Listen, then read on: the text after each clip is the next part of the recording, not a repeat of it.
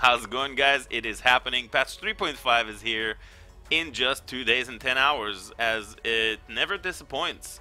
GG are actually awesome, and every 3 months they're giving us an expansion size content patch, and this time Betrayal, and these are the patch notes. I am not going to be one of these guys is going to go through and read every single line and start theory crafting and give you a 3-hour YouTube video. No, this is going to be pretty short YouTube video, but over here I just kind of like decided to record this after all and talk about the things that bother people that come to the stream and ask me questions.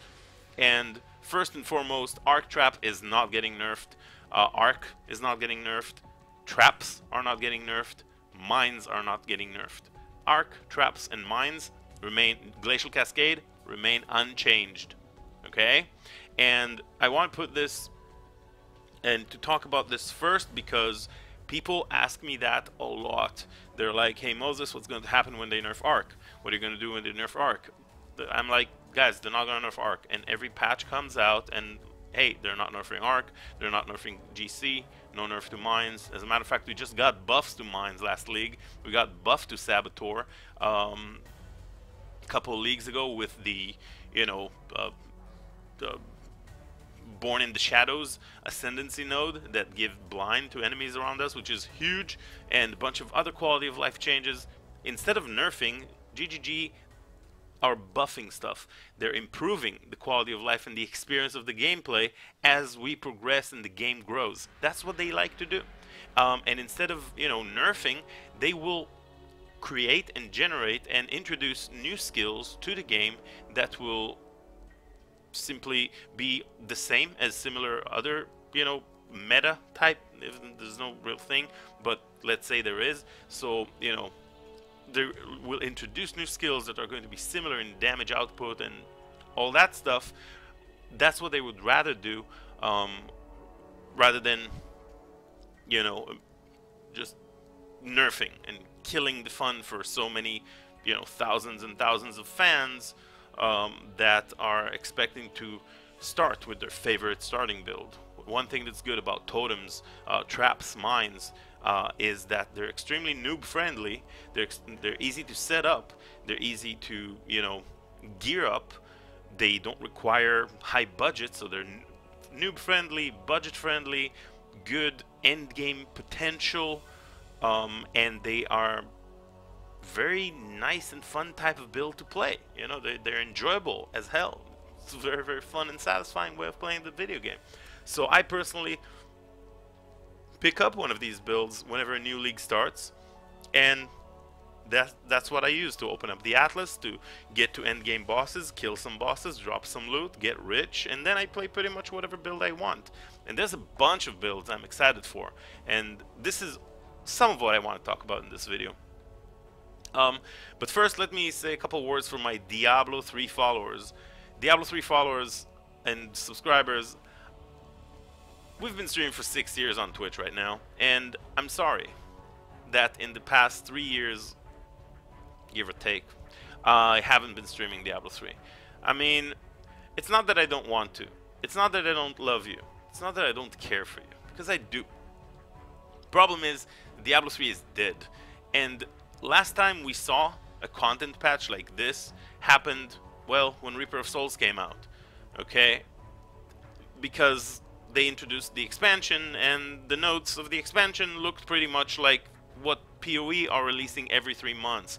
So if you guys are looking to continue grinding your paragons, by all means, do it. But I just apologize from the bottom of my heart. Love you guys, but I just cannot continue grinding paragons and playing Archon and playing, you know, Wand of Woe, Explosive Blast, Permablast, Wizard to grind keys and flip freaking Greater Rift keystones, and I just cannot do that anymore.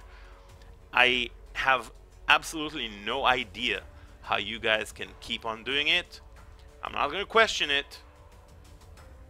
I think you should move a game, but it's up to you, okay? I'm not going to give you a hard time about it. I am, however, you know, extend a friendly hand to invite you guys to join the streams. I will help you out. Path of Exile is not complicated as you may think. Okay, you start looking at things a couple of times, you get used to them, you get used to the passive skill tree. It's a very interesting way of approaching a video game like this. You know, it's unique, it's special, and it will get you hooked. I promise you. Just, you know, give it a chance. It's no longer what it used to be. The game is very, very different from what you may have seen 5 years ago when it first came out. Okay, things just keep progressing. I mean, they are dropping a content patch every 3 months for years now. Okay, I just joined a year and a half ago, but like clockworks, I was amazed and still am at the amount of things that are happening every 3 months. New league mechanic, it's huge. Every season here, every league has like its own unique mechanic, its own unique end game opportunities that offer, you know, from new unique bosses and encounters, crafting opportunities, you know, trading. So there's end game way of making more currency that you can use for buying and selling your shit and crafting, and or I don't know, new skills coming out every league. I mean, the game is really, really, really good. Okay, it's very interesting, and it keeps you interested every league. You know, there's always going to be stuff that you want to do. There's always going to be stuff that you haven't tried, and it's just, it never ends because they keep maintaining it. And that's the secret when it comes to a video game that is all about killing monsters. It just becomes a living masterpiece that keeps growing and growing. And I invite you guys to join because it is just very, very enticing and an extraordinary game that I feel really sorry you guys are not taking a part of. So now that we talked about it, I'll just give you an example. We'll just go over here to the item balance, unique item balance. Remember, you know, what comes to mind? Calamity, right? Calamity is kind of like a, you know, very famous bow. Just has pretty good DPS. So Calamity, it's been pretty much the same since the release of the game, right? So look at what's happening here. This is the unique item balance. If we look at Aegis Aurora, this is just one unique item. A new versions of Axiom, that's another unique item. Crown of Eyes, Cloak of Defiance, Mjolnir, and I can go on and on and on. And this list is very long, containing maybe 40 or 50 unique items that are getting revamped.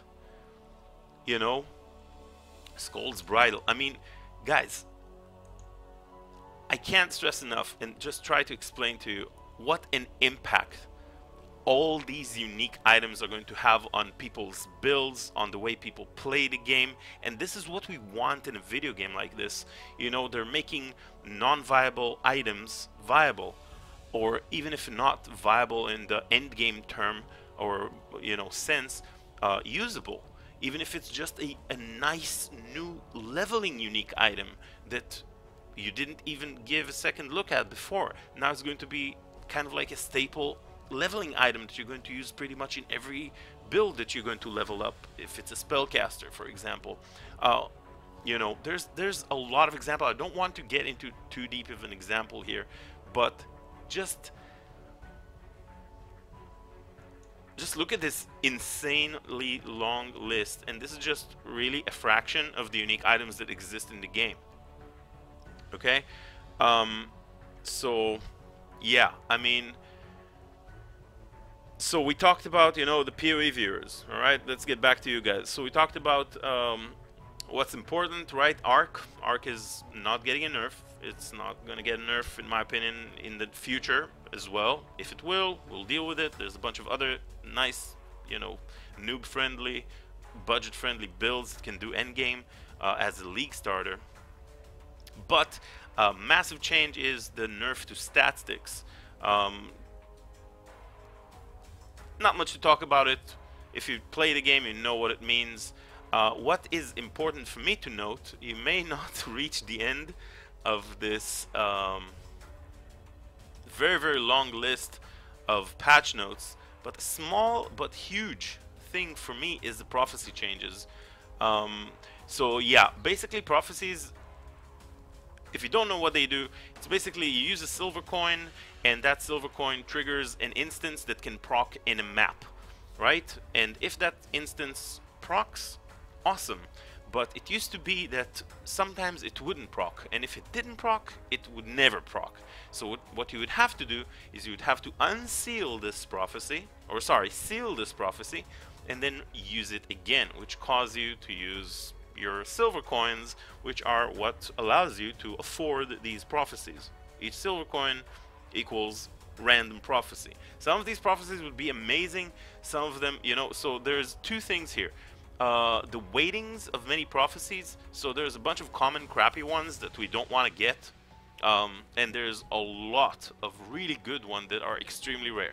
So what I believe they did is made the medium to strong, not like extremely OP prophecies, because they're ones that are like extremely game breaking, but like, you know, they made the medium to, I believe that they, you know, because I think positively when it comes to GG, I believe what they did is they made the medium to strong prophecies a bit more common, so they will be more frequent, and we'll be getting those more frequently, so we'll have access to nice, you know, gear, maybe some currencies here and there, maybe a master, right? A bit more frequently, and you know, but that's the first thing. The second thing is that when you have a prophecy now, you don't have to seal it, spend the coins to seal it, and then reuse it, and then hope maybe it will trigger in the next map. And if it doesn't proc, you have to seal it again. So this is kind of a small, but for me pretty big, because I kind of like prophecies, and I was hoping for something like that. I was talking about it on stream, and it's actually happening now. So awesome. Another thing I want to talk about is, I mean, obviously the Atlas, prophecies, masters. Oh man, masters. I mean, masters are going to be great, because instead of grinding masters to all the way to level 8, which a lot of people found tedious, I personally did it because, you know, I play a lot and I don't mind. It's kind of like half an hour rotation every day. 2 weeks into the league, you have all your masters at level 8. But now instead, all the previous masters are gone, only Zana remain, and yeah, and the new masters are the previous league masters, right? So you got your Einar, the Beast Master, you got your Nico, you got June, the new one, and Alva Valai from Incursion League, and they will grant you, and of course Zana, she remains, they will grant you missions that will allow you to unlock crafting recipes. So the crafting and the master recipes are now completely different, and the entire system has been revamped, and it's going to be a lot nicer, a lot more approachable, a lot less grindy, and a lot more enjoyable, I believe, the whole way. So huge and awesome quality of life change. Ascendancy, there's some ascendancy changes to the champion, to the Hierophant, occultist. I mean, you can go through that if these are the type of classes you normally play. Some, yeah, brands and banners were introduced to the game. We're not going to get too much into the mechanics, but like one last thing that kind of like I was hoping to have, if you guys, you know, been watching the stream, then you know that I've been talking about Ice Spear, which is basically an Ice Lance spell that you cast that pierces and crit and destroys enemies. Ice Spear is revamped, so it's going to do more damage, but I was looking at Snake Pit and Ice Spear synergy for a while, and for me, Snake Pit, which is one of the unique items that has been revamped now, I've always wanted to make an Ice Spear while dual wielding 2 Snake Pit rings, right? Because Snake Pit used to cause your spell to fire an additional projectile, but now it no longer causes your spell to fire an additional projectile. Instead, it is a different item entirely, making projectile chain and fork and chain, left slot, right slot. I don't exactly know what it does. Essentially, it's going to be a completely different item, and we're not going to get the projectiles. So that's kind of disappointing, because I was seriously waiting for an ice spear. I've been talking about it for basically a little over a year now, how much I want an ice spear revamp, and they said they're going to do it. They teased that like 4 leagues ago, and it didn't happen. But I knew this is going to happen, and it's happening now. So ice spear is getting changes. There it is. So ice spear is getting changes. Oh wait, no, that's not the one. That's an exile. That's, yeah, ice spear, labyrinth helmet. That's the enchantment for ice spear. So yeah, no longer pierces at short range. Fire a rapid sequence of ice spear, which moves 300 faster after aiming, gains an additional critical multiplier after it arms, and pierces after it arms. So we're going to get pierce, but the additional projectile is not going to happen. It's going to be a different type of skill right now.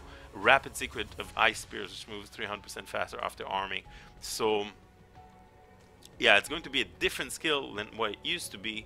I'm looking forward to that, as well as Arctic Breath, which is another new skill.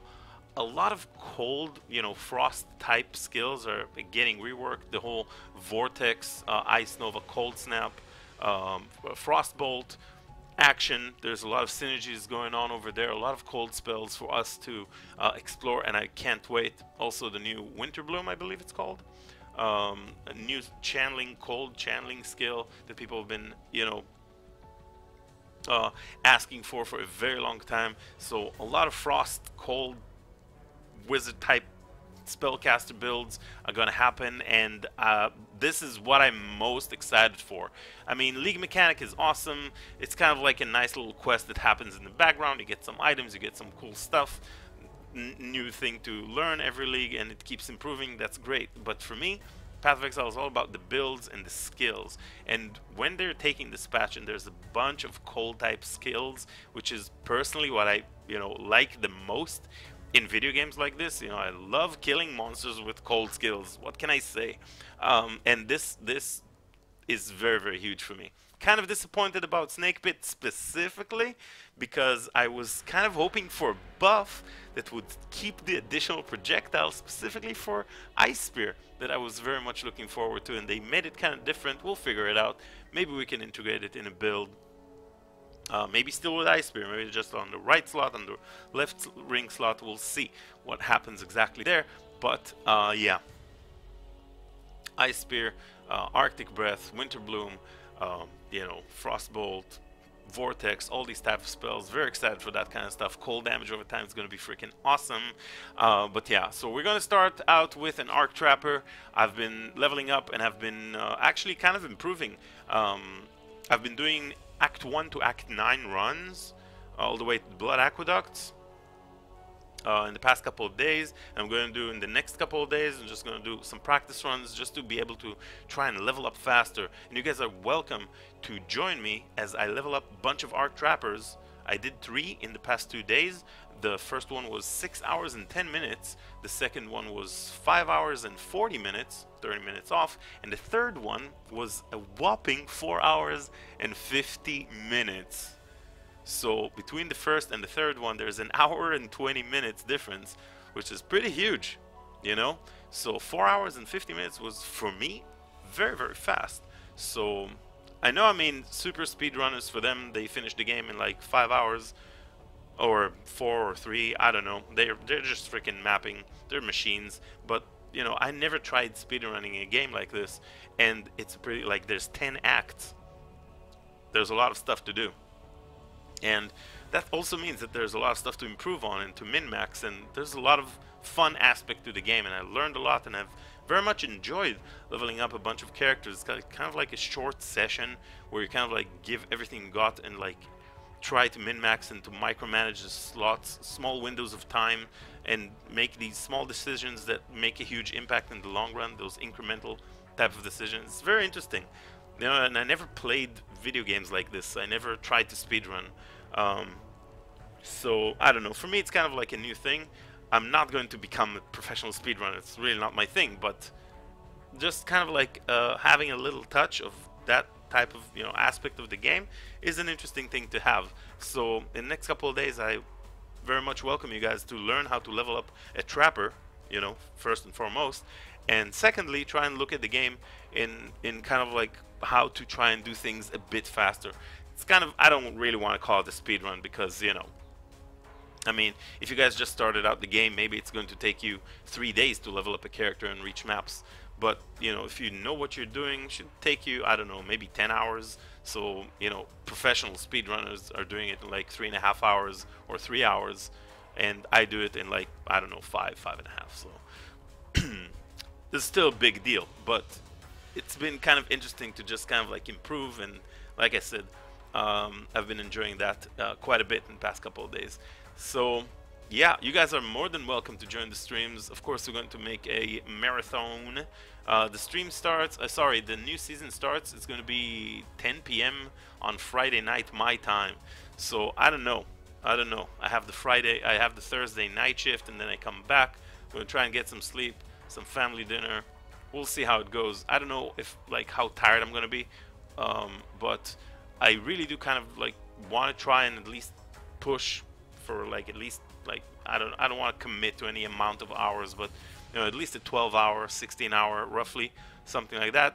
Go grab a quick nap and then come back 4, 5, 6 hours later and do another 16 to 12 to 16-hour kind of stream. That's kind of like what I hope and to achieve in the next like first few days of the league, and just kind of like really try and push and open the atlas and do as many maps as I can.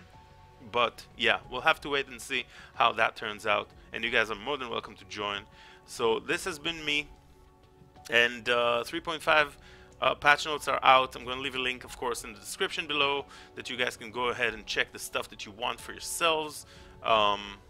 And I think I pretty much covered everything that I want to talk about. So if you guys enjoyed the video, thank you very much for watching, and I'll see you guys on stream.